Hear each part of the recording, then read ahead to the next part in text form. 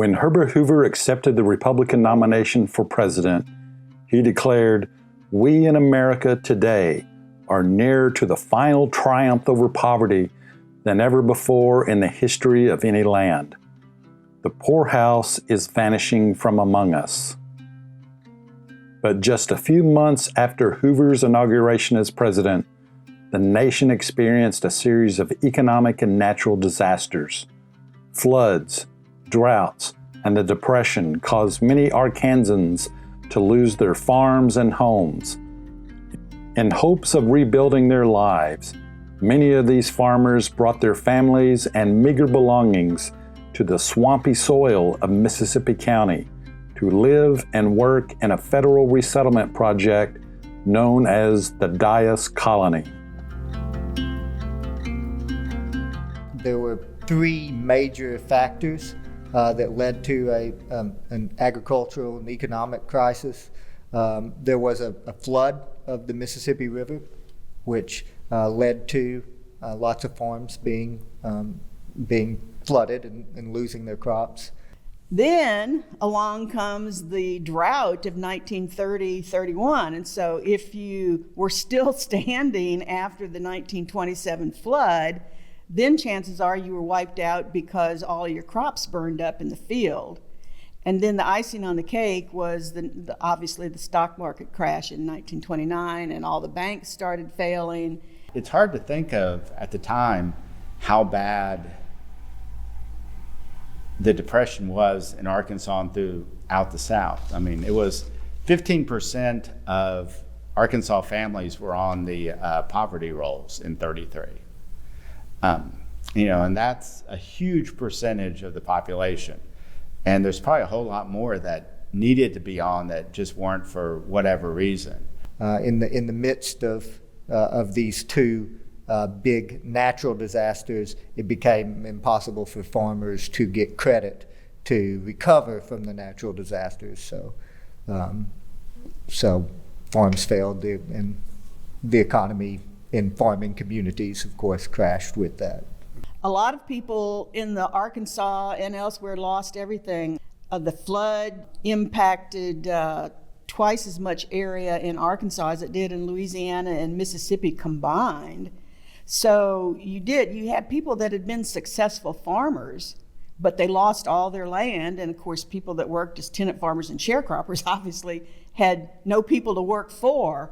So you had all these farmers all over the state, not just in Mississippi County, but everywhere in the state that were on the welfare rolls. Following his inauguration, President Franklin Delano Roosevelt pushed legislation through Congress and created new federal programs designed to bring relief to those who lost their homes and farms as a result of the Great Depression and natural disasters. The state administrator for the New Deal program started by Roosevelt was a man named W.R. Dyess, and he was the state administrator for the Works Progress Administration and the Federal Emergency Relief Association. And he was from Mississippi County. He owned land there, and he had all these friends that were huge landowners, and they had a lot of land that was in agricultural production, but they also had a lot of swampy land. And he came up with the idea of, let's get these sharecroppers, put them in, this, pretty rich soil. Was problematic with the gumbo, but still better than most. Give them a new house, give them a new start. And so W.R. Dyess got the idea that he could get the government to buy this land cheaply at an average of like $2.50 an acre. And then they could recruit out-of-work farmers, get them off the welfare rolls, and give them each 20 and 40 acres to start with. And basically it was a way to get the land cleared. A farmer could probably clear 20 to 40 acres, whereas the landowners who had previously owned the land, it really wasn't worth them bothering with. So that's basically the Roosevelt administration agreed to do that. And they went out and began recruiting out-of-work farmers to get them off the welfare rolls. Well, we arrived in April of 1936. Before Dyess, we lived in Aubrey, Arkansas, which is in Lee County, and we lived with my grandpa. My dad was without work. Anyway, we lived with him and for at least a year and a half or longer, because everything was so bad, I guess, during the Depression. There were no jobs, and my dad finally got a job with the WPA. He was recommended by our neighbor, is what I was told, who was a Methodist minister. And his job was to dig little ditches to clear so the water would run off the gravel road into the ditch. So that was not much of a job, but it was better than nothing, helped to feed the family. We came to Dyess in 1938, pretty close to 39, but I think it was 38. It was after the flood. Everything we had was in this old wagon. And I'm telling you, it was nothing. We had beds, we had 3 beds and a mattress. Probably wasn't any good, but we had them. We had a cook stove and a table that my dad had made. He was a carpenter. And we had a big, long bench, because there was 12 children. Well, it was 11 when we came to Dyess. 1 was born here. But we just absolutely had nothing. And back in those days, it was even hard for a carpenter to find work. That was my experience coming to Dyess in a wagon with that little load of stuff we had, which was nothing much. But thank God things got better.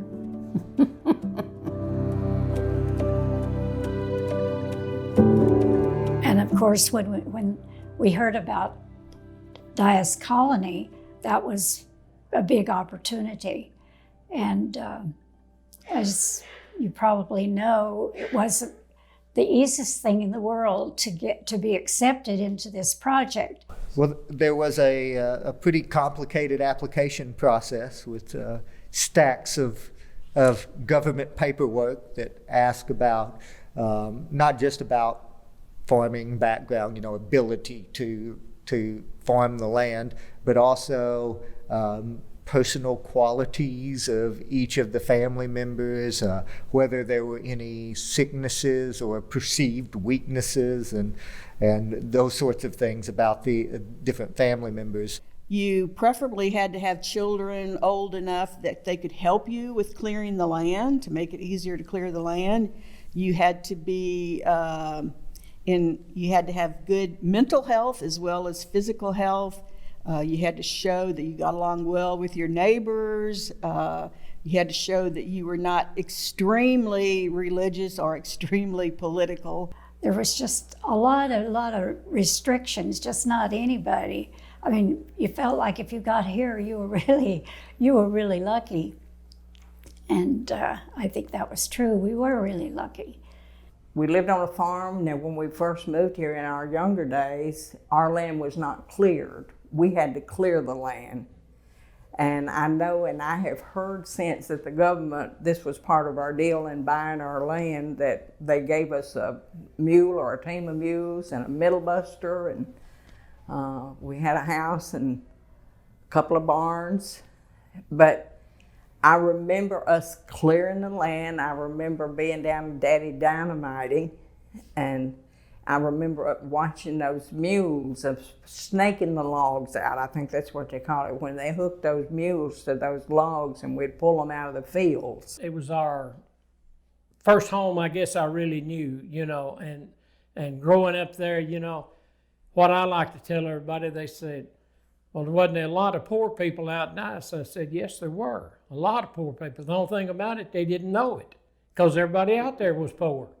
And one thing I can remember and never forget, when they had the dedication of the monument of W.R. Dyess, Well, they had a big dedication of that monument, and Miss Roosevelt came to that. And I got to meet and see Eleanor Roosevelt. She came to that dedication. That's one thing I'll never forget.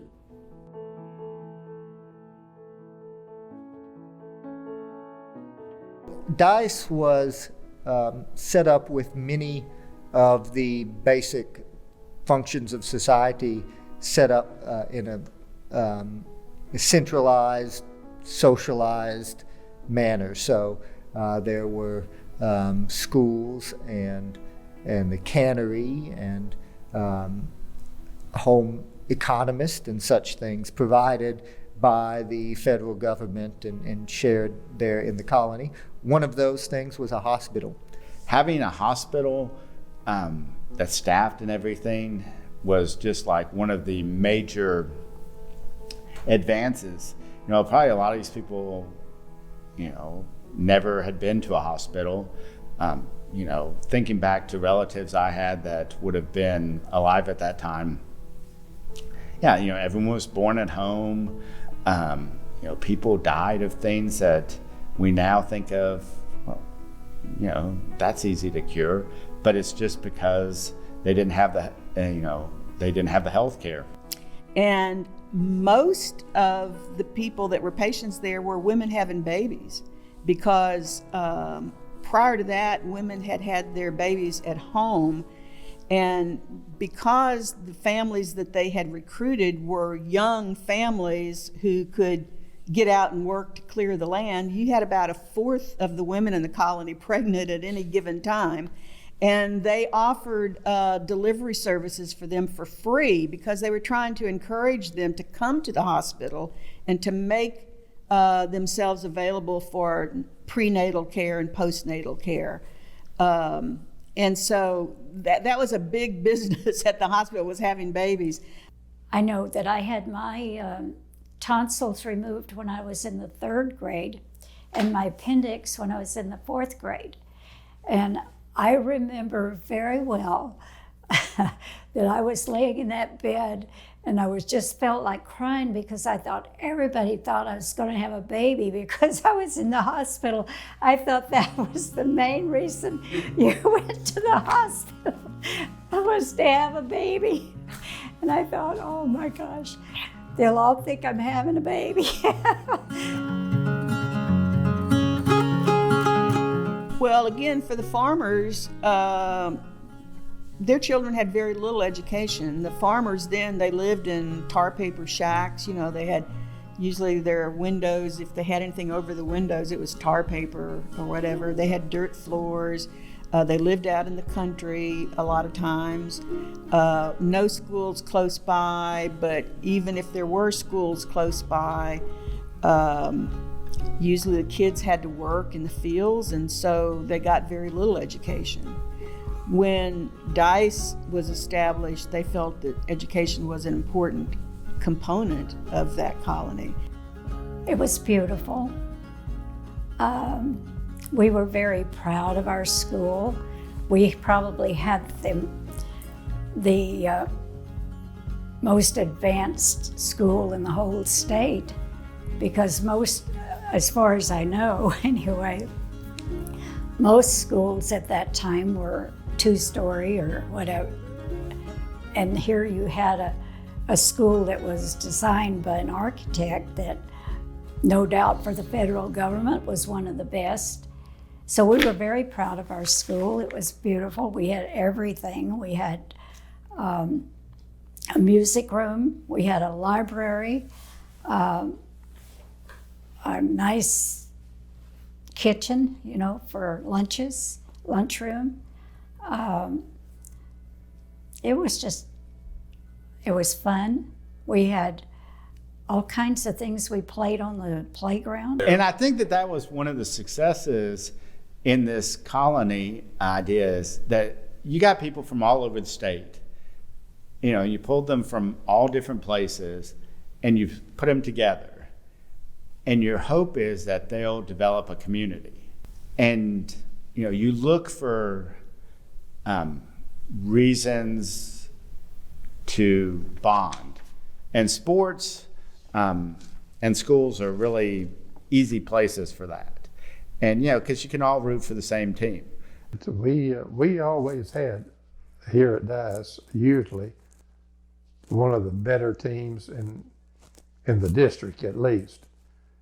And we didn't only stay with the B schools, we played A schools in AA, like Jonesboro, Blytheville, Osceola.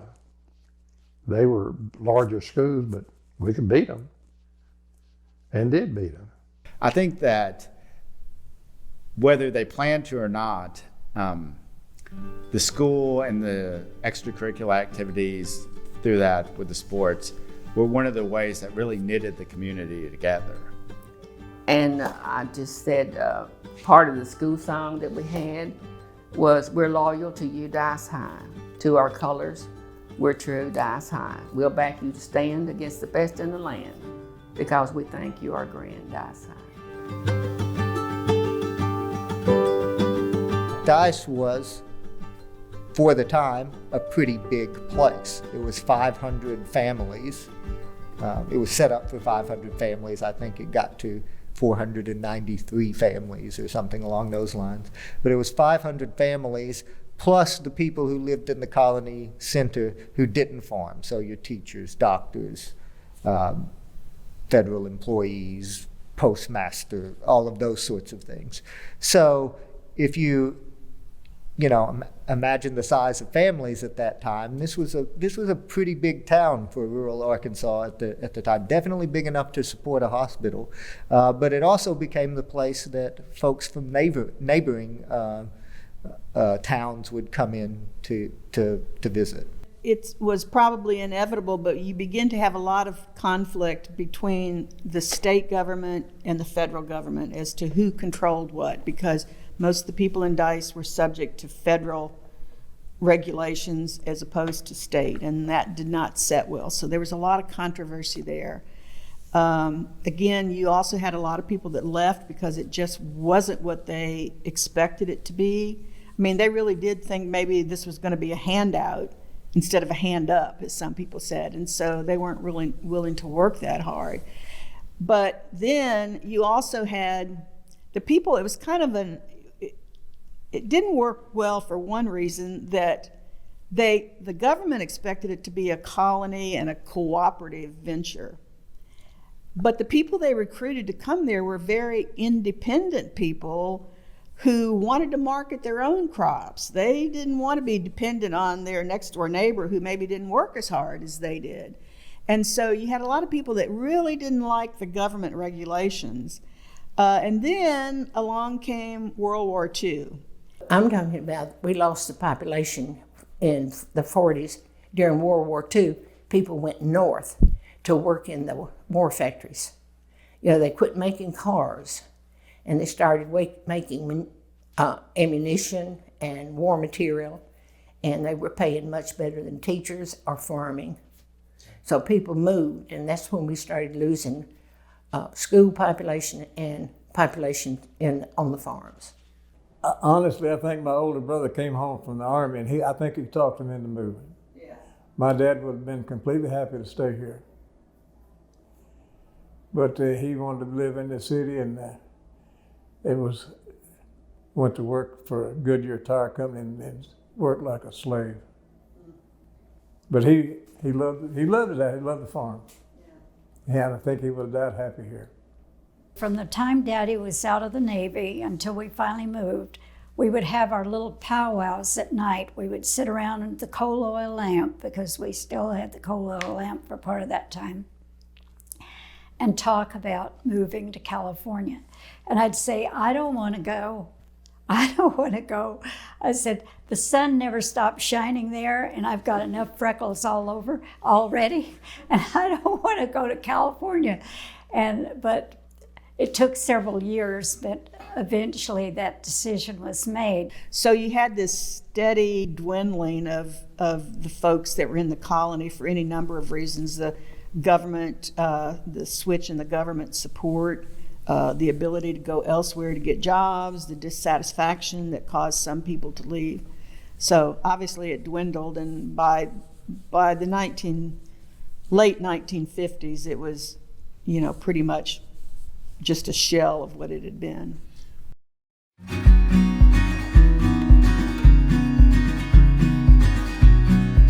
Around 2006, the former administration building, which had been the centerpiece for the colony, was donated to the city, and the city had the idea that maybe they could bring life back into the community by putting a museum in the building that would really focus on what Dyess had been all about. And then the other side, one side of the building would be a museum, the other side would be offices for the city government. So at that time, they started looking around for options, and the legislators from that area introduced a piece of legislation to call for a feasibility study to look into whether or not that should become an Arkansas State University heritage site. So that's really where we became involved. So that was going to be our original role, was as the owner of the building and the restorer of the building. But it became pretty clear once we acquired the administration building that it wasn't going to attract visitors unless the Johnny Cash Boyhood Home was also a part of the project. And at that time, the Boyhood Home was in private ownership. So we began negotiating with the man that owned the house to see if we could purchase that. That's when we began talking to the Cash family, and the Cash family got very involved and agreed that they would host an annual concert to help raise the money to restore to buy the Boyhood Home first, and then to restore the home. This is the most special thing I do every year, is to be here next to my dad's Boyhood Home and commune with you.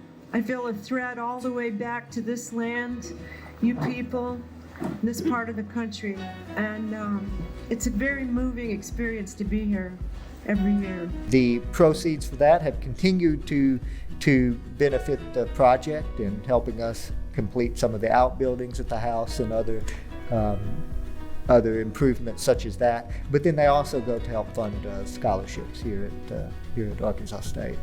There is a strong educational component to the festival.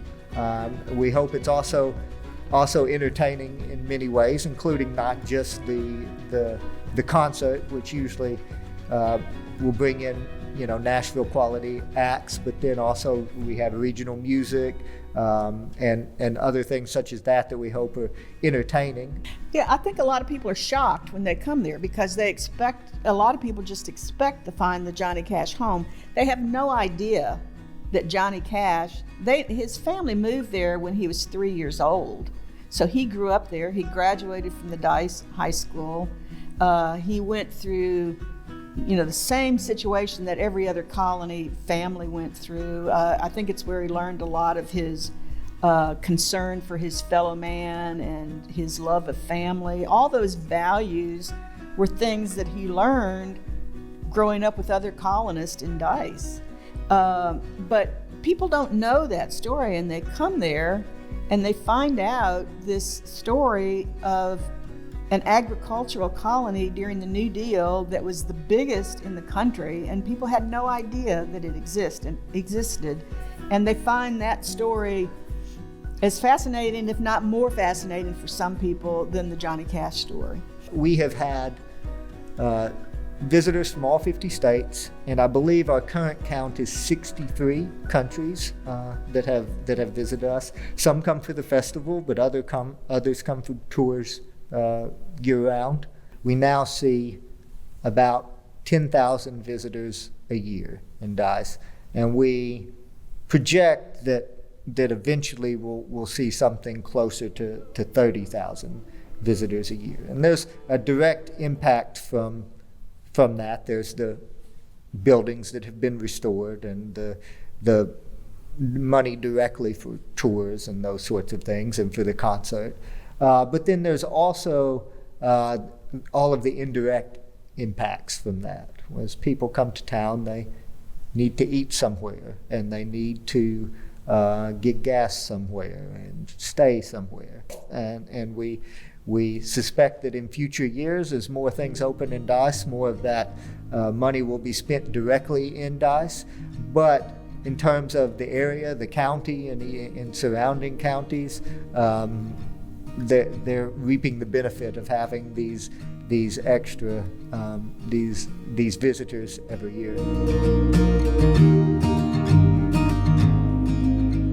I think initially Dyess is successful in providing relief to these families that had been hit so hard by the Great Depression. It gave them a chance at a time when they were at rock bottom, they were at the lowest, and they really didn't have a whole lot of choice about what they did. They tried to seize this opportunity if they could. And again, they had to be selected to come there.